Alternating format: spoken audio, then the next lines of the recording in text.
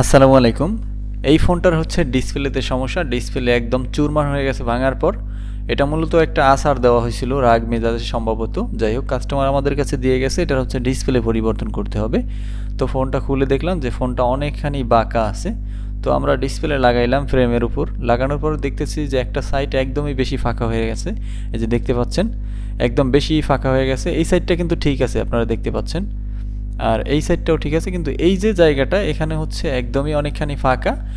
যে জায়গাটা থেকে আসলে দেখতেও অনেকটা খারাপ লাগে। পিছনের ব্যাক পার্টও যদি আসলে আমি ভালো করে লাগাই সেক্ষেত্রে হচ্ছে কিছুটা বোঝা যাবে। আর দ্বিতীয় কথা হচ্ছে, এটা যদি আমি চাপ দিয়ে লাগাই সেক্ষেত্রে ডিসপ্লেটা বডির সোজা বডি বরাবরই আসলে ভাঁজ হবে। তো পরবর্তীতে সেক্ষেত্রে টাচে কোনো প্রকার সমস্যা করতে পারে। তো এই জন্য ভাবলাম যে আসলে এটার বডিটা দেখি সোজা করা যায় কিনা। তো সেই জন্য ভাবলাম যে এইভাবে বডিটা যদি আমি চারই দেই সেক্ষেত্রে বডি যদি ফেটেও যায়, ভেঙেও যায়, তো মাদারবোর্ডে সমস্যা হবে। এই জন্য মাদারবোর্ডটা খুলে তারপর হচ্ছে আমি ট্রাই করছিলাম যে আসলে ফ্রেমটা সোজা করা যায় কিনা। তো অনেক চেষ্টা করার পর যে ঘটনাটা ঘটলো সেটা আপনারা অবশ্যই দেখবেন।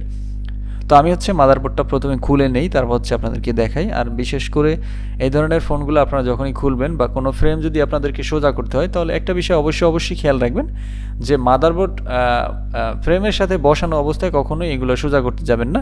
কারণ এগুলো সোজা করতে গেলে যখন আপনার হাত দিয়ে সোজা করতে যাবেন তখন কিন্তু ভাঙার সম্ভাবনাটা একটু বেশিই থাকে। আমি আমার অভিজ্ঞতা থেকে বললাম, এগুলা হচ্ছে ভাঙার ইটা একটু বেশিই থাকে। কারণ হাত দিয়ে যখন আপনি এদিক সেদিক মশরামশরি করবেন তখন হচ্ছে একটু 19-20 হইলেই ফ্রেমটা ভেঙে যাবে। আর এগুলার ফ্রেম যে কতটা পাতলা হয় সেটা তো আপনারা টেকনিশিয়ানরা অবশ্যই বুঝতে পারেন। আরও একটা কথা আমি বলি, যারা হচ্ছেন ইউজার আছেন বা কাস্টমার আছেন তাদেরকে বলি, ফ্রেম যখন বাঁকা হবে তখন কিন্তু আসলে এটা অনেক রিস্কি হয়ে যায় সোজা করাটা। সেক্ষেত্রে অবশ্যই আপনাকে স্যাক্রিফাইস করতে হবে। আর এই ফ্রেমটেগুলো কিন্তু অনেক সময় ভেঙেও যায়। তো আমার হাতে কয়েকটা ভাঙছে। বিশেষ হচ্ছে যেই ফ্রেমগুলো একটু কম বাঁকা সেগুলো ভাঙে বেশি, আর যেগুলো হচ্ছে বেশি বাঁকা ওইগুলো কিন্তু সোজা করা যায়। কিছু টেকনিক্যাল বিষয় আছে যেগুলো হচ্ছে আপনারা বুঝবেন না কখনোই, শুধুমাত্র একজন টেকনিশিয়ানই সেই ব্যাপারগুলো বুঝবে। তো এইটা হচ্ছে আমি সোজা করার জন্য মাদারবোর্ডটা খুলে নিছি, তারপর হাত দিয়ে হালকা হালকা একটু চারি দেব, দেখি যে আসলে এর কী অবস্থা।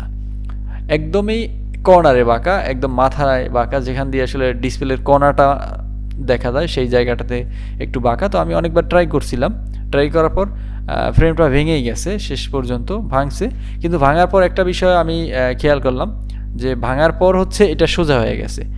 আমি যেগুলোতে দেখতে পাচ্ছি যে আসলে এই যে দেখছেন ভেঙে গেছে আমার হাতে, ভাঙার পর আমার সহকারী হাইসা দিছে, কারণ জানতো যে আসলে এগুলা ভাঙবে, ভাঙার সম্ভাবনাই বেশি থাকে।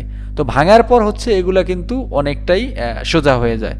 এটা না ভাঙলে যতটুকু সোজা হইতো তার থেকে বেশি সোজা কিন্তু এখন হয়েছে। তো এটা ভাঙার পরেও তেমন কোনো সমস্যা হবে না, কারণ হচ্ছে এক সাইডে ডিসপ্লে থাকবে, আরেক সাইডে ব্যাটারি ফ্রেম, তারপর হচ্ছে মাদারবোর্ড থাকবে। আর দ্বিতীয় কথা হচ্ছে ব্যাক শেলটাও কিন্তু এখানে খুব শক্তপোক্তভাবে লাগানো থাকে। এই জন্য হচ্ছে আমরা এগুলো ভাঙার পরেও তেমন একটা বেশি মানে করি না, চিন্তা করি না, কারণ হচ্ছে ভাঙার পর একদমই সোজা হয়ে যায়। এই যে আমি এখন আপনাদেরকে দেখাই, ফ্রেমটা দেখেন, একটু ভালো করে লক্ষ্য করে দেখেন, ফ্রেমটা কিন্তু একদমই সোজা হয়ে গেছে। তো এই জন্য বলতেছি যে এই ধরনের ফ্রেমগুলো যখনই আপনারা সোজা করতে যাবেন তখন কিন্তু অবশ্যই আপনারা খেয়াল করে এগুলো সোজা করার চেষ্টা করবেন। বাকিটা আল্লাহ ভরসা। আর এই ফ্রেম ভাঙলে যে অনেক বড় সমস্যা বিষয়টা এমন না, কারণ এই ফ্রেমের দুই সাইডে যে দুইটা পাত থাকে সেক্ষেত্রে এগুলো কিন্তু আসলে অনেকটা মজবুত হয়ে যায়। ফ্রেমটা আসলে কোনো ম্যাটার করে না এখানে, যেহেতু মাদারবোর্ড এবং ব্যাকশেল তারপর হচ্ছে সামনে ডিসপ্লে থাকে, এগুলো তেমন কোনো ব্যাপার না। আর যারা হচ্ছেন সাধারণ ইউজার আছেন, কাস্টমার আছেন, তাদের উদ্দেশ্যে আমি একটা কথাই বলবো, টেকনিশিয়ানদের কাছে আপনারা যখন কোনো কাজ নিয়ে যাবেন তখন কোনো কিছু সিক্রেট রাখবেন না। আপনার যা সমস্যা আছে আপনি অবশ্যই খুলে বলবেন। টেকনিশিয়ান যদি সবগুলো সমস্যা সমাধান করতে নাও পারে সেক্ষেত্রে আপনাকে সে ভালো একটা সাজেশন দিবে, আপনি এটা করলে আপনার এটার সমাধান হবে, বা আপনি এই জায়গাটা যাবেন, এখানে গেলে আপনি এটা সঠিক সমাধানটা পাবেন। আর আপনি যদি কিছু লুকায় রাখেন, কিছু না বলেন, সেক্ষেত্রে হচ্ছে টেকনিশিয়ান নিজেও একটা ঝামেলায় পড়ে, আর আপনাকেও কিন্তু তেমন ওরকম কোনো ভালো সাজেশন দিতে পারবে না। আর সবসময় মনে রাখবেন, সত্য মিথ্যা এগুলো কিন্তু আসলে আমরাই তৈরি করি। বিষয়টা হচ্ছে আপনি একটা সত্য কথা বলবেন, সেক্ষেত্রে আপনার অনেকটা বিপদ কেটে যাবে। আমিও যদি আপনার কাছে অনেক সত্য গোপন করি সেক্ষেত্রে আমারও বিপদ চাপবে, এটাই স্বাভাবিক। সত্য বললে কখনোই আসলে বিপদ থাকে না। আমি বিগত দিনে আমি আমার অভিজ্ঞতা থেকে এই কথাগুলো বলতেছি। টেকনিশিয়ান জগৎটা খুবই খারাপ জগৎ, খুবই ভালো জগৎ। যদি আপনি ভালোভাবে থাকতে পারেন তো ভালো, আর খারাপভাবে থাকলে তো আপনি ধ্বংস হবেন। এটা হচ্ছে একদমই মানে সত্য কথা।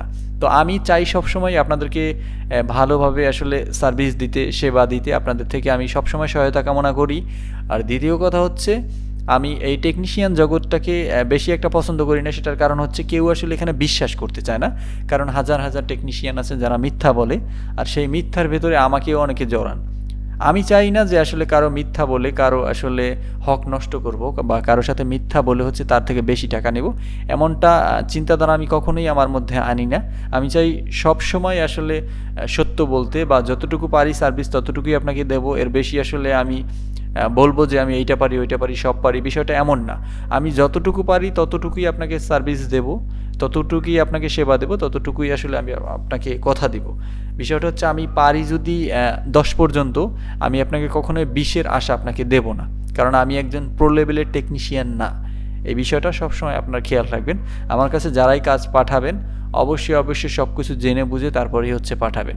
একটা কথা মনে রাখবেন, আপনার সমস্যা যেটুকু আছে ততটুকুই থাকবে, সমস্যা বাড়বে না। যদি কোনো কারণে আমার দোষে কিংবা হচ্ছে আমার গাফলতির কারণে সমস্যার সৃষ্টি হয়, সেক্ষেত্রে সেটাও অবশ্যই আপনারা জানতে পারবেন যে ভাই এইটার কারণে এইটা হয়েছে, এখন কি করার আছে। কারণ আমি তো একজন মানুষ, আমার দ্বারা আপনার সমস্যা হবে, আমার দ্বারা আপনার সমাধান হবে, আমার উছিলায় বিশেষ করে। তো এই জন্য আমি কখনোই আসলে কাউকে ঠকাতে চাই না। সব কিছু বিবেচনা করে হচ্ছে সার্ভিসিংয়ে আসবেন। সার্ভিসিংটা হচ্ছে একটা অন্য লেভেলের একটা জগৎ, যেখানে আসলে সত্য মিথ্যা দিয়েই আসলে কাজ করা হয়। তো এইটাকে আসলে আমি এই জন্যই মন থেকে এতটা বেশি ভালোবাসি না, কারণ সবাই আসলে ওই মানে মিথ্যা বলি, তারপর হচ্ছে মানুষকে ঠকাই, এই যে সেন্সটা নিয়ে আসলে আমার কাছে যখন কেউ কথা বলে তখন আমার কাছে খুবই ভালো লাগে। যে আমি মনে মনে ভাবি যে আসলে সবাইকে এতটা ভালো সার্ভিস আমি দিতে চাই, তাদেরকে এত সুন্দর করে আসলে সার্ভিসিং করে দেই বা সত্য বলি, কখনো মিথ্যা বলার চেষ্টা করি না, কিন্তু তারপরও কেন আমাকে মানুষ বিশ্বাস করে না। এই জন্য মাঝে মাঝে একটু মন খারাপ হলেও পরবর্তীতে আসলে এগুলো আসলে আমি ভুলে যাই। কিন্তু ভুলে গেলেও কিছু কিছু কথা কাস্টমারের সেগুলো আসলে মনের মধ্যে গাইতেই থাকে। সেই জন্য আসলে এই জগৎটাকে আমার তেমন একটা ভালো লাগে না। তো সর্বশেষ আমি আপনাদের সাথে কথা বলতে বলতে আপনাদের মূল্যবান সময় নষ্ট করলাম। আপনারা কেউ আসলে বিরক্ত হবেন না। ফোনটা কিন্তু অলরেডি চালু হয়ে গেছে, আর ফোনটা কিন্তু একদমই সোজা হয়ে গেছে, আর কোনো প্রকার সমস্যাও হয় নাই। সুতরাং অবশ্যই আমার জন্য দোয়া করবেন, ভালো থাকবেন। আর যে কোনো ধরনের কাজের জন্য আমাদেরকে কমেন্টস করতে পারেন, আমাদের হোয়াটসঅ্যাপে যোগাযোগ করতে পারেন। আমাদের চ্যানেলটিকে সাবস্ক্রাইব করে রাখবেন। ভালো থাকবেন, সুস্থ থাকবেন। আল্লাহ হাফেজ।